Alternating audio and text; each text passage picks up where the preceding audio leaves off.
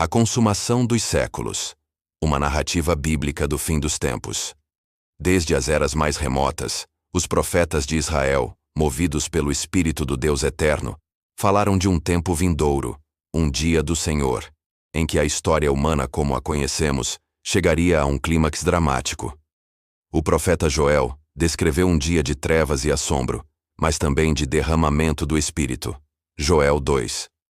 Daniel, em visões noturnas, previu a ascensão e queda de impérios mundiais, culminando na vinda de um como o Filho do Homem, que receberia um domínio eterno e indestrutível. Daniel 7, 13 e 14. Isaías sonhou com um tempo em que Deus criaria novos céus e nova terra, onde a justiça habitaria para sempre. Isaías 65, 17. Séculos mais tarde, sentado no Monte das Oliveiras, com a majestade do Templo de Jerusalém à sua frente, os discípulos de Jesus Cristo o questionaram sobre o sinal da sua vinda e o fim dos tempos. Em um discurso profético registrado em Mateus 24, Jesus desvelou a sequência de eventos que precederiam o seu retorno. Ele advertiu sobre um período chamado de o princípio das dores. Nações se levantariam contra nações. Haveria fomes, pestes e terremotos em vários lugares. Falsos profetas e falsos cristos surgiriam, enganando a muitos.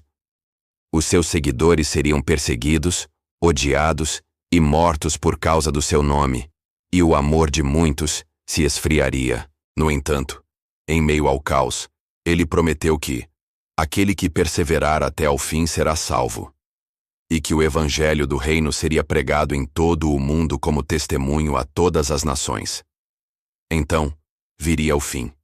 Ele falou de um evento de angústia sem precedentes, a grande tribulação, iniciada por um sinal terrível em Jerusalém, o abominável da desolação no lugar santo, predito por Daniel. Imediatamente após a aflição daqueles dias, os céus seriam abalados, o sol escureceria, a lua não daria a sua luz, e as estrelas cairiam do firmamento. E então, o sinal do Filho do Homem apareceria no céu. Todas as tribos da terra se lamentariam, e veriam Jesus vindo sobre as nuvens do céu, com poder e grande glória. Com o som de uma grande trombeta, ele enviaria os seus anjos para ajuntar os seus escolhidos dos quatro ventos, de uma a outra extremidade dos céus. Um evento que o apóstolo Paulo mais tarde descreveria como o arrebatamento, onde os mortos em Cristo ressuscitariam primeiro, e os vivos seriam transformados e levados ao encontro do Senhor nos ares. 1 Tessalonicenses 4, 16 e 17. O livro do Apocalipse, a revelação dada ao apóstolo João na ilha de Patmos, detalha este período com uma intensidade simbólica avassaladora. João viu a ascensão de um governo mundial, liderado por uma figura carismática e sinistra, a besta, que, energizada por Satanás, o antigo dragão, exigiria a adoração de todos os habitantes da terra. Aqueles que se recusassem a receber a sua marca seriam incapazes de comprar ou vender, e muitos seriam martirizados por sua fé. Durante este tempo, a ira de Deus seria derramada sobre um mundo impenitente, através de uma série de juízos catastróficos, selos que liberam cavaleiros de conquista, guerra, fome e morte, trombetas que anunciam pragas devastadoras, e taças que derramam a fúria pura de Deus sobre a terra. No clímax da tribulação, os exércitos do mundo se reuniriam em um lugar chamado Armagedon para a batalha final contra Deus. É neste momento que os céus se abririam, e Cristo retornaria, não como o Cordeiro manso, mas como o Rei dos reis e Senhor dos senhores. De sua boca sairia uma espada afiada para ferir as nações. Ele é o Verbo de Deus, e com justiça julga e peleja. A besta e o falso profeta seriam capturados e lançados vivos no lago de fogo que arde com enxofre. Satanás seria preso e lançado no abismo por 1000 anos. Com o inimigo subjugado, Cristo estabelecerá na terra um reinado de paz e justiça por 1000 anos, o milênio. Cumprir-se-iam as profecias de Isaías, onde o lobo habitaria com o cordeiro, e a terra se encheria do conhecimento do Senhor. Ao final dos 1000 anos, Satanás seria solto por um pouco de tempo para uma rebelião final, que seria rapidamente esmagada pelo fogo do céu. Então viria o juízo final. João viu um grande trono branco e aquele que nele se assentava, de cuja presença a terra e o céu fugiram. Os mortos, grandes e pequenos, seriam ressuscitados para comparecer diante de Deus.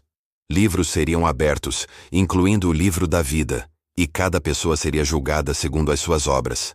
Aquele cujo nome não fosse encontrado no livro da vida, juntamente com a morte e o inferno, Hades, seriam lançados no lago de fogo. Esta é a segunda morte, a destruição final e a separação eterna da presença de Deus.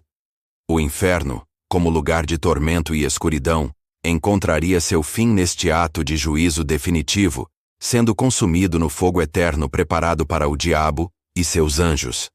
Após o juízo, o ato final da redenção se desdobraria.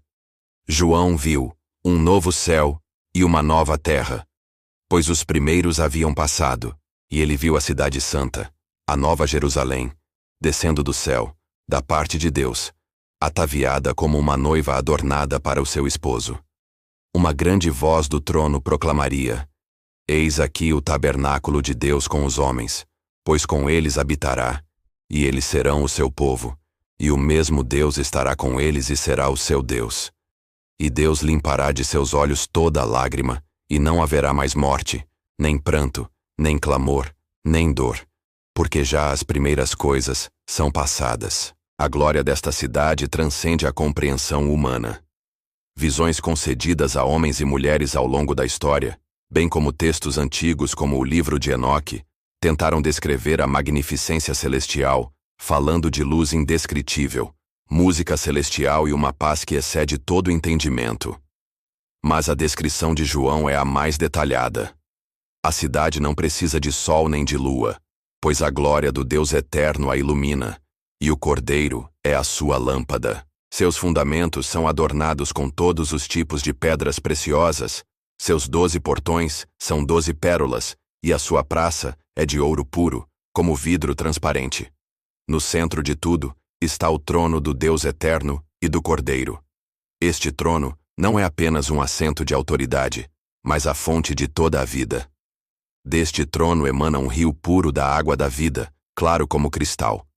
É a realização da visão do profeta Ezequiel, Ezequiel 47. Um rio que traz cura e vida por onde passa. E nas margens deste rio está a árvore da vida, restaurada para a humanidade. A mesma árvore da qual Adão foi banido no Éden agora está acessível a todos os redimidos, produzindo 12 frutos diferentes a cada mês, e suas folhas são para a cura das nações. A maldição do pecado foi finalmente e para sempre revertida. Os habitantes da Cidade Santa servirão a Deus e verão a sua face.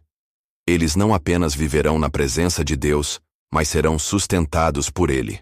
Jesus, que uma vez declarou: Eu sou o pão da vida. Aquele que vem a mim não terá fome. João 6,35 se torna a substância eterna e a satisfação de sua criação. Nele, toda a fome espiritual é saciada. A comunhão com Deus, perfeita e ininterrupta, é a realidade final. A história, iniciada em um jardim, culmina em uma cidade-jardim, onde o Criador habita com a sua criação redimida, em uma glória e alegria que durarão por toda a eternidade.